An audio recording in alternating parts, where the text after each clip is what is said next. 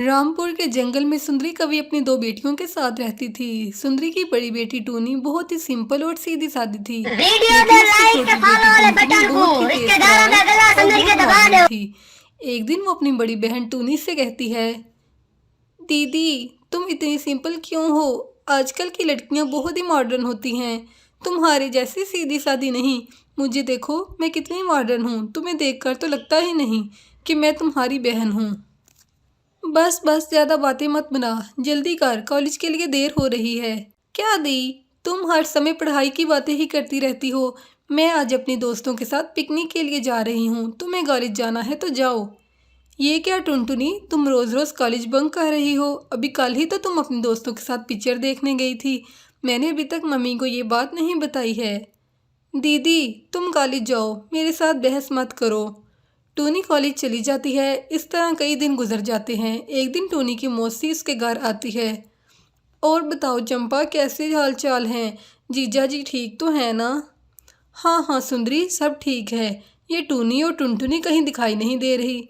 वो दोनों कॉलेज गई हैं। उनका ये आखिरी साल है ना, इसलिए मन लगाकर पढ़ाई कर रही हैं। शाम को आ जाएंगी। तू चल के भोजन कर।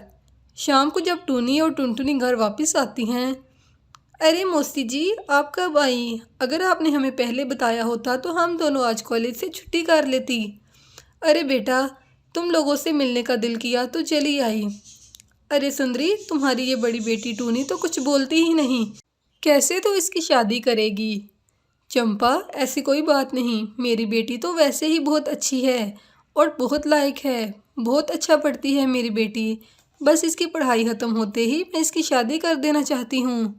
तूने तो मेरे वीडियो मुंह में की लाइक बात के छीन फॉलो ली। वाले मेरी बटन बहन को का एक बेटा है, रिश्तेदारों का गला उसकी समझ के अच्छी दबा दो। नौकरी है, तो उससे अपनी बेटी की शादी कर दे।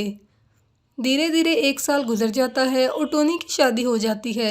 टोनी अपने घर में बहुत खुश थी। कुछ दिन के बाद उसकी बहन उसके घर आती है।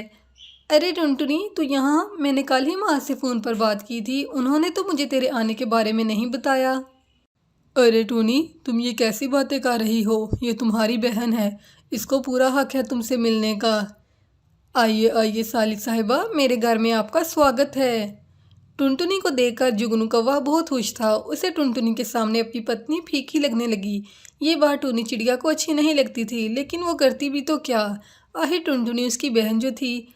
धीरे धीरे जुगनी और टुनटुनी को एक दूसरे से प्यार हो जाता है और एक दिन जुगनू कौवा टुनटुनी से शादी करके उसे घर ले आता है।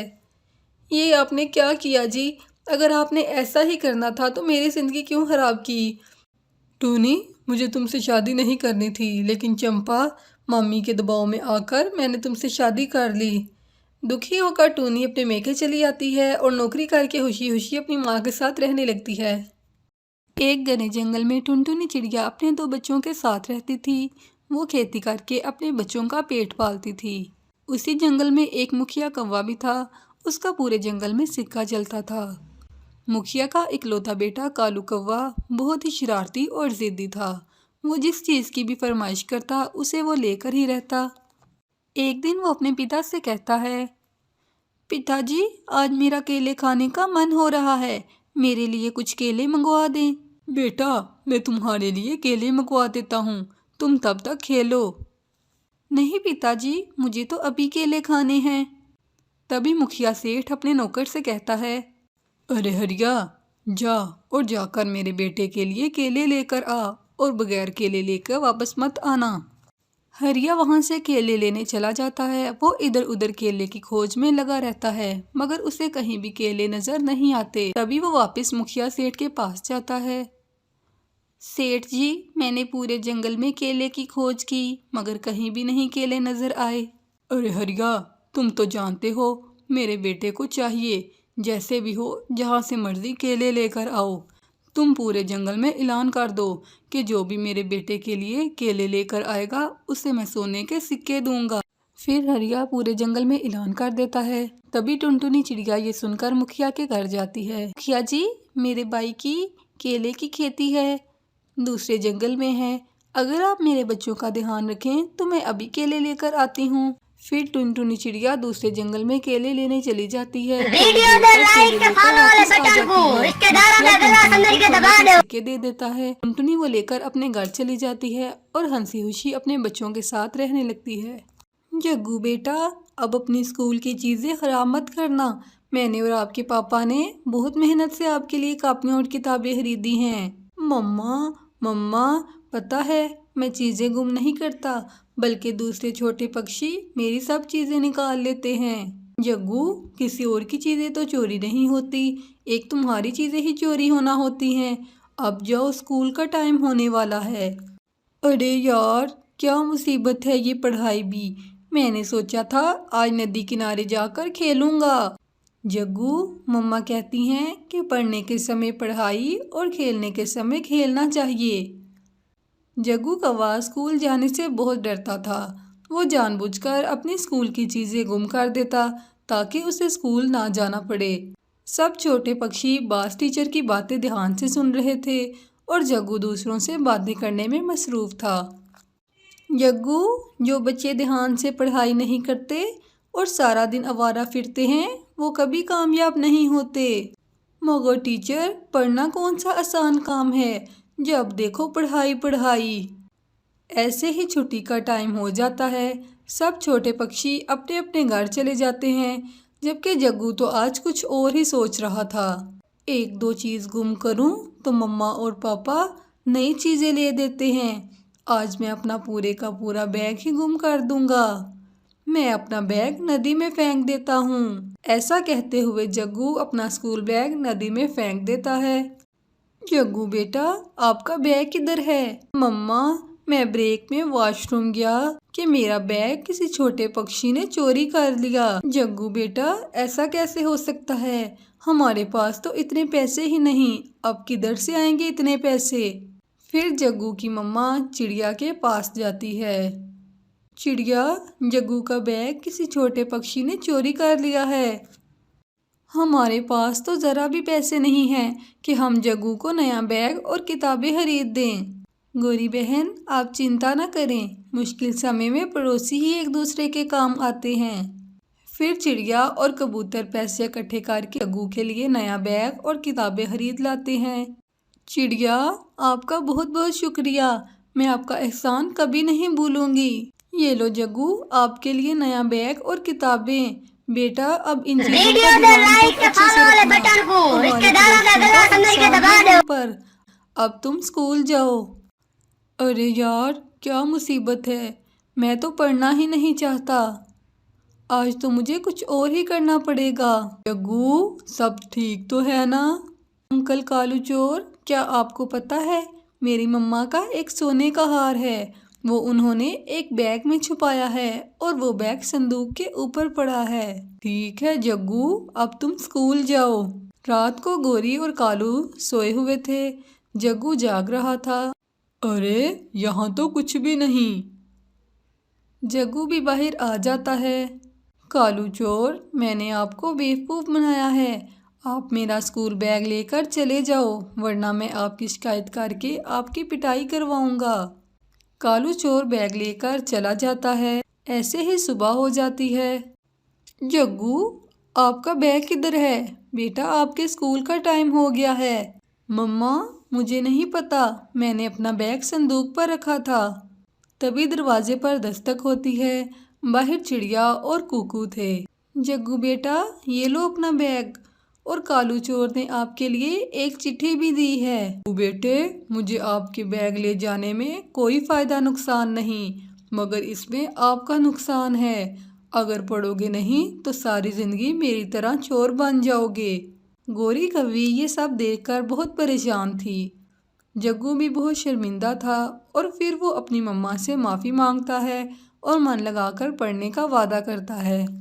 कालू कौवे के दो बच्चे थे, एक बेटा और एक बेटी। बेटे का नाम जग्गू कौवा था और बेटी का नाम लाली। कालू कौवा अपनी बेटी और बेटे में बहुत फ़र्क करता था। बेटे के लिए अच्छा अच्छा भोजन लाता और अपनी बेटी के लिए सूखा भोजन। इस सब के बावजूद लाली फिर भी अपने पिता से बहुत ज़्यादा प्यार करती। रात को लाली अपनी मामा के साथ और जग्गू अपने पापा के साथ सोया करता था। एक दिन वो सब लेटे हुए थे कालू कौवा जग्गू को कहानी सुना रहा था। लाली भी जाग रही थी। फिर लाली अपने पिता के पास आती है। पापा जी, मैं आपके पंख दबाऊं? आप थके होंगे। मैं आपके पंख दबाऊंगी तो आपको बहुत अच्छी नींद आएगी। पापा, ये आपके पास कहानी सुनने आई है, लेकिन आप इसको भगा दें। नहीं जी, मैं अपने पापा को दबाने आई हूँ। तुम्हें तो ज़रा शर्म नहीं, पापा को ठीक से सोने भी नहीं देते। लाली, मैंने तुम्हें कितनी बार कहा है कि मेरे जग्गू के साथ लड़ाई ना किया करो। मेरे बेटे में मेरी जान है। मैं अपने बेटे के लिए सारी रात जाग सकता हूँ। तुम जाओ, अपनी माँ के पास जाकर सो जाओ। फिर अगले दिन कालू अपनी पत्नी गोरी कव्वी से कहता है, गोरी, मैं अपने जग्गू को जंगल के इंग्लिश मीडियम स्कूल में दाखिल करवाने जा रहा हूँ। अकेले जग्गू को क्यों? ऐसा करो, लाली को भी उसी स्कूल में दाखिल करवा दो और वो दोनों साथ चले जाएंगे। वो स्कूल बहुत महंगा है। मैं ओवर टाइम लगा लिया करूँगा और अकेले जग्गू की फ़ीस दे दिया करूँगा। तुम लाली को सरकारी स्कूल में दाखिल करवा आओ, वहाँ तो तालीम मुफ्त है। कालू जी, आप अपने दोनों बच्चों में बहुत फ़र्क कर रहे हैं। आपको ऐसा नहीं करना चाहिए। अब तुम मुझे मत सिखाओ, मैं जा रहा हूँ, मुझे देर हो रही है। फिर कालू जग्गू को इंग्लिश स्कूल में, गोरी को सरकारी स्कूल में दाखिल करवा आता है। एक दिन स्कूल जाने से पहले जग्गू अपने पापा से कहता है, पापा जी, आज से मैं स्कूल जाने से पहले वीडियो को लाइक के फॉलो वाले बटन को रिश्तेदारों में गला समझ के दबा दो। होते हैं। अच्छा मेरे बेटे, 50 रुपये ही ले लेना। लाली भी पास ही खड़ी थी। लाली, ये लो, तुम्हें 5 रुपये ही काफ़ी होंगे। तुम्हारा भाई महंगे स्कूल में पढ़ता है, इसलिए उसे ज़्यादा पैसों की ज़रूरत है। पापा जी, मुझे 5 रुपये ही काफ़ी हैं। आप बस अपनी सेहत का ख्याल रखा करें। ऐसे ही कुछ दिन गुजर जाते हैं। फिर एक दिन शाम को जब कालू घर आता है तो उसका घर बहुत ही सजा होता है। अरे, आज किसका जन्मदिन है? हैप्पी बर्थडे माय डियर पापा, हैप्पी बर्थडे। पापा जी, आज आपका जन्मदिन है, क्या आपको याद नहीं?